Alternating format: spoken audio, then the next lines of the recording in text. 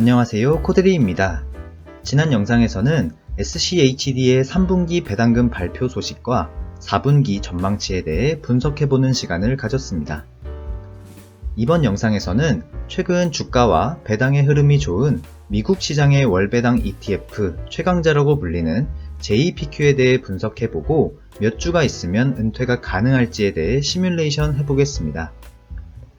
JPQ는 제피와 같은 회사인 JP모건에서 출시한 ETF로 S&P 500을 추종하며 커버드콜 전략을 구사하는 제피와는 달리 나스닥 지수를 추종하면서 커버드콜 전략을 구사합니다.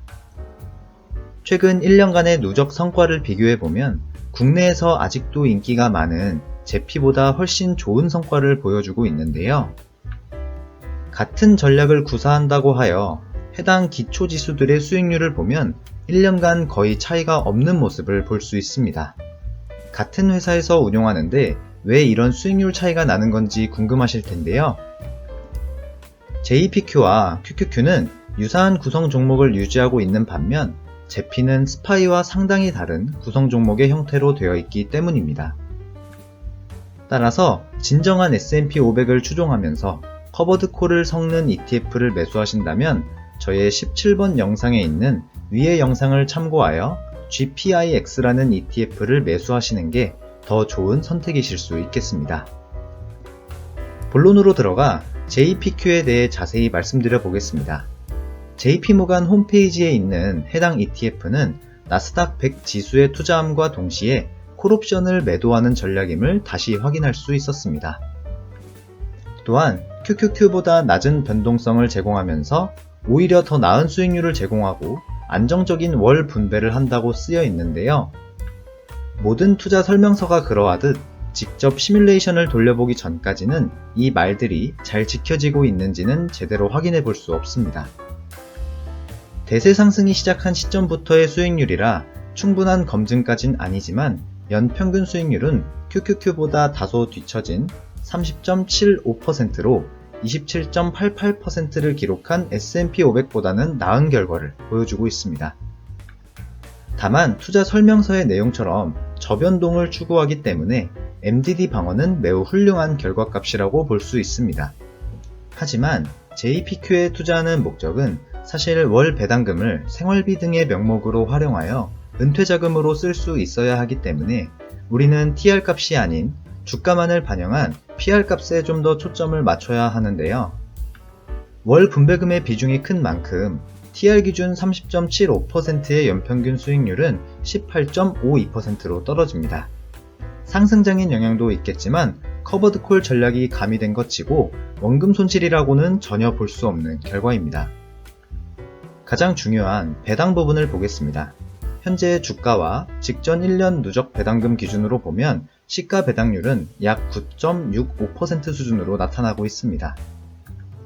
따라서 영상의 제목처럼 실제 5억을 투자한다고 가정해보면 배당소득세를 제외하고도 월에 약 340만원이라는 현금 흐름이 창출됩니다. 하지만 은퇴를 앞두신 분들이라면 이러한 의문점들을 갖고 계실 텐데요. 앞서 보여드린 백테스트를 본다면 우선 1번의 내용인 원금 손실에 대한 부분은 큰 걱정이 없을 것으로 보입니다. 그렇다면 배당의 지속 여부와 배당금이 점진적으로 올라가는지 이에 따라 인플레이션 방어는 할 수 있을지를 볼 텐데요. 명쾌한 해답은 구하지 못하더라도 과거 데이터를 통해서 살펴보겠습니다. 우선 JPQ가 출시된 이후로 지급된 월별 배당금을 전부 보겠습니다. 3년치가 전부 존재하고 있어 유의미한 값이라고 할 수 있는 6월부터 10월까지를 볼 텐데요. 각 월로 보았을 땐 배당 삭감도 있었던 것 같지만 2022년 대비 올해의 지급 배당금을 기준으로 보면 약 20%의 배당 성장이 있었음을 알 수 있습니다. 사실 이 ETF는 주가에 따른 배당률을 환산하여 배당금을 지급하는 구조가 좀 더 맞기 때문에 이걸 배당 성장이라고 보긴 어렵지만 기초지수의 상승에 같이 따라가 어찌 되었든 배당 성장도 있었습니다. 월별 주가를 기록한 표와 함께 살펴보면 그 성장을 비교해 볼 수 있는데요. 주가가 상승한 만큼 배당이 상승한 건 맞지만 상승폭에 정확히 일치하는 배당금을 준다고 보긴 어려운 결과입니다. 배당금과 주가를 토대로 각 월별 배당률을 계산해 보아도 무언가 일치하는 지점이 없이 너무나 제각각으로 배당을 지급하고 있다고도 볼 수 있습니다. 앞으로 남은 기간인 11월과 12월에 배당이 지급되면 직전 연도와 직접적인 비교도 가능하고 배당 성장에 대한 데이터가 좀 더 쌓일 것으로 보이지만 직전 배당금 수치를 남은 2개월에 반영해 본다면 약 5% 수준의 배당 성장이 있었다는 합리적 추론이 가능합니다. 정리해보자면 앞서 말씀드린 의문점 중 배당의 지속은 ETF의 성격상 인컴을 추구하기 때문에 유지될 것으로 보이고 배당 성장은 있긴 있지만 큰 폭이라고 보긴 어려운 수준이라고 볼 수 있겠습니다.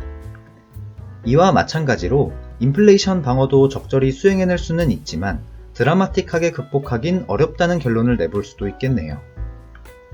고배당 ETF면서 주가 상승을 기대할 수 있다는 큰 장점을 갖고 있지만 배당 성장에 대한 리스크가 충분히 존재하기 때문에 배당 성장으로 잘 알고 계신 SCHD와도 조합을 해볼 텐데요.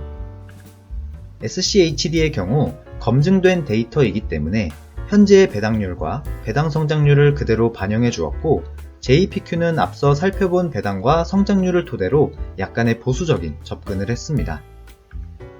J는 JPQ를, S는 SCHD를 의미하여 각각의 비중으로 나타내 보았습니다. 배당소득세 15%를 제외한 세후 금액 결과인데요.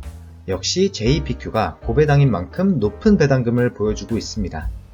10년치 배당금을 보기에 앞서 조합했을 때의 배당률과 배당 성장률은 비중에 맞게 계산식에 넣어 보았습니다.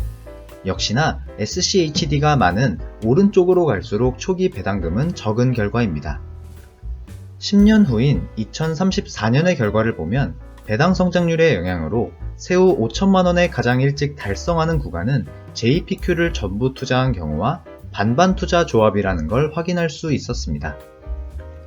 20년간의 결과를 보면 역시나 배당 성장률이 높은 쪽의 상승폭이 가파르게 커짐을 확인할 수 있습니다.